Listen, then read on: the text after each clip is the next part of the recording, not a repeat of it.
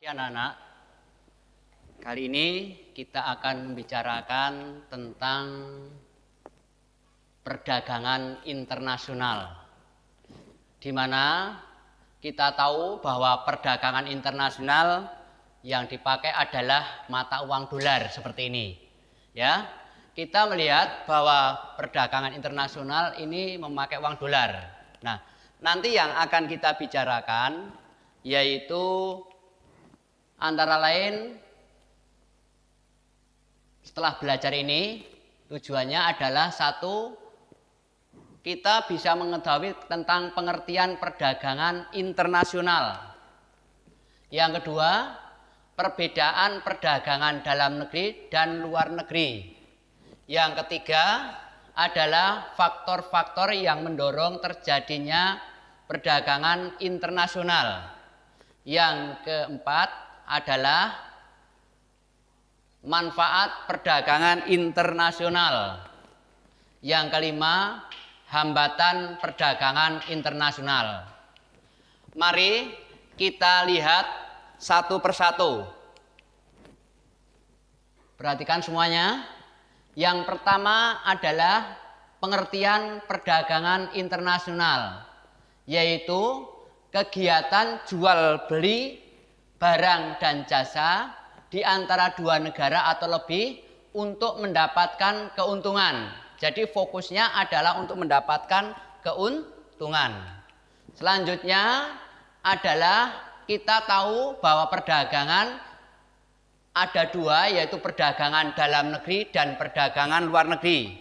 Perbedaannya adalah perdagangan dalam negeri dilaksanakan dalam satu wilayah, sedangkan perdagangan internasional dilaksanakan antar negara. Sementara interaksi kalau perdagangan dalam negeri itu langsung, sedangkan perdagangan luar negeri tidak langsung. Yang ketiga adalah mata uang yang digunakan. Kalau dalam negeri itu sama, misalnya Indonesia itu kita memakai rupiah, sedangkan mata uang yang digunakan di luar negeri tidak sama, tergantung mata uang negara masing-masing. Yang keempat, tidak dikenakan bea masuk, hanya retribusi saja. Sedangkan kalau luar negeri itu dikenakan bea masuk. Yang kelima, biaya angkut di dalam negeri lebih murah dan lebih mudah. Sedangkan kalau perdagangan internasional biaya angkut lebih mahal. Yang keenam, kualitas barang kalau dalam negeri bervariasi, bisa memilih salah satu dan sebagainya. Sedangkan kalau perdagangan internasional, kualitas barang mengikuti standar internasional. Yang ketujuh, perdagangan dalam negeri itu mengikuti hukum yang berlaku di negara setempat. Sedangkan luar negeri biasanya memakai hukum internasional. Itu perbedaan antara perdagangan dalam negeri dan perdagangan luar negeri. Selanjutnya kita akan membicarakan faktor-faktor yang mempengaruhi terjadinya perdagangan internasional.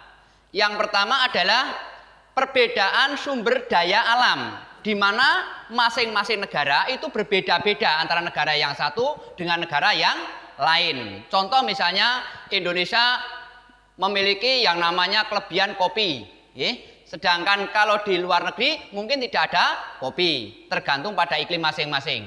Yang kedua, perbedaan tingkat kualitas sumber daya manusia, Jadi penguasaan manusia berbeda-beda. Yang ketiga, perbedaan penguasaan iptek, ilmu pengetahuan dan teknologi. Yang keempat, perbedaan budaya. Misalnya contohnya India, itu yang namanya sapi itu tidak boleh dipotong.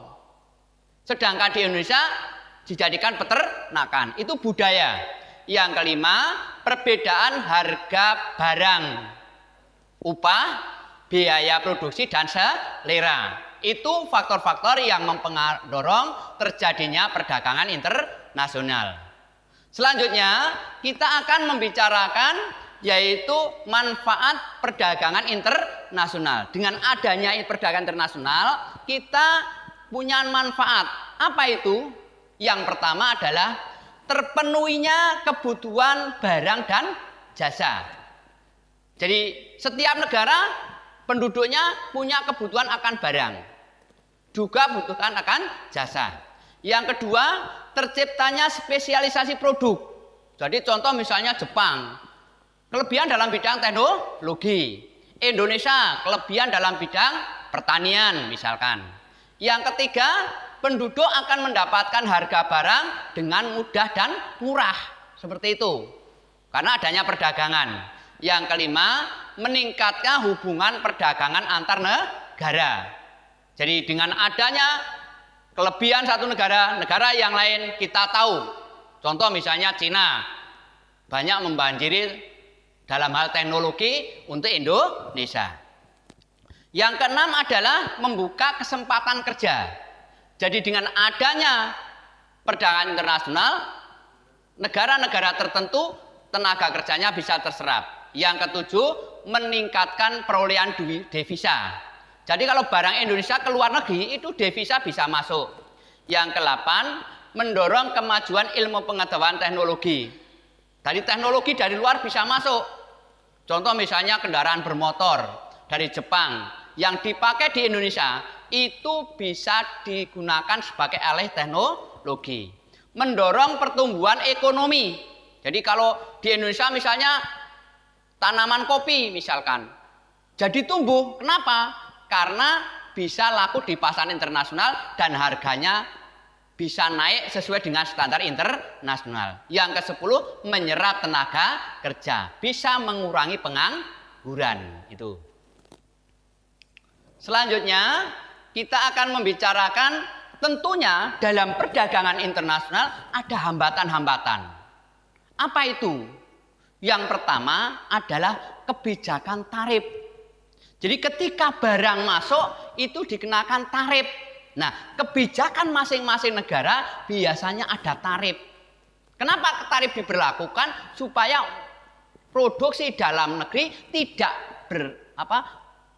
kalah bersaing dengan produksi luar negeri. Maka produk luar negeri dikatakan tarif yang tinggi. Yang kedua, pembatasan kuota impor. Jadi barang yang masuk ke dalam suatu negara dibatasi. Contoh misalnya sapi dari Australia misalkan. Untuk masuk ke Indonesia itu ada pembatasannya. Tujuannya apa? Supaya peternak-peternak Indonesia tidak malas dalam berternak. Kenapa demikian? Karena kalau tidak ada pembatasan, nanti barang dari luar banyak membanjiri ke Indonesia. Contoh sapi tadi. Yang ketiga, terdapat lembaga-lembaga ekonomi di suatu negara. Nah, lembaga-lembaga ekonomi itu biasanya apa? Sebuah komunitas. Supaya apa? Di negara tersebut ekonominya dipakai oleh negara sendiri. Itu. Kemudian yang keempat, perbedaan mata uang. Nah, perbedaan mata uang bisa menghambat terjadinya perdagangan internasional. Kenapa demikian? Karena apa? Nilainya naik turun. Kadang hari ini dolar meningkat, kadang rupiah turun, dan sebagainya. Yang kelima, buruknya kualitas produk. Nah, standar produk itu biasanya mempengaruhi nilai ekspor suatu barang. Dan ini akan menggambarkan pencerminan suatu barang. Biasanya kalau produknya bagus, akan laku di pasaran internasional. Yang ketujuh, nilai tukar mata uang yang berbeda-beda. Tadi sudah saya sebutkan berbeda-beda. Nah, kurs setiap detik berubah. Yang keempat, adanya politik dumping. Apa politik dumping itu? Bahwa menjual produk di dalam negeri lebih mahal daripada di luar negeri. Contoh misalnya Jepang. Jepang itu sepeda motor dijual di dalam negeri Jepangnya itu lebih mahal daripada di Indonesia. Seperti itu. Kenapa itu terjadi? Karena bangsa tersebut sangat mencintai produknya dalam negeri. Seperti itu. Dan ini hanya yang bisa sementara ini yang dilakukan adalah orang-orang Jepang. Kenapa demikian? Karena orang Jepang itu nasionalisme terhadap produk dalam negerinya sangat tinggi sekali. Apa bisa di Indonesia? Saya tidak tahu. Kalau Indonesia sebagian besar lebih senang terhadap produk daripada luar negeri. Yang ke-9 adalah keamanan negara yang tidak terjamin. Suatu negara perdagangan akan bisa berjalan manakala keamanan terjamin. Nah, di tengah konflik seperti ini banyak di daerah Timur Tengah yang terjadi konflik. Mana mungkin keamanan akan terjadi, perdagangan terjadi. Nah, demikian tentang topik tentang perdagangan internasional, di mana ini akan kita melihat sebagai materi pembelajaran yang disampaikan oleh kami. Selamat belajar. Semoga bermanfaat bagi kita semua. Sekian, terima kasih. Assalamualaikum warahmatullahi wabarakatuh.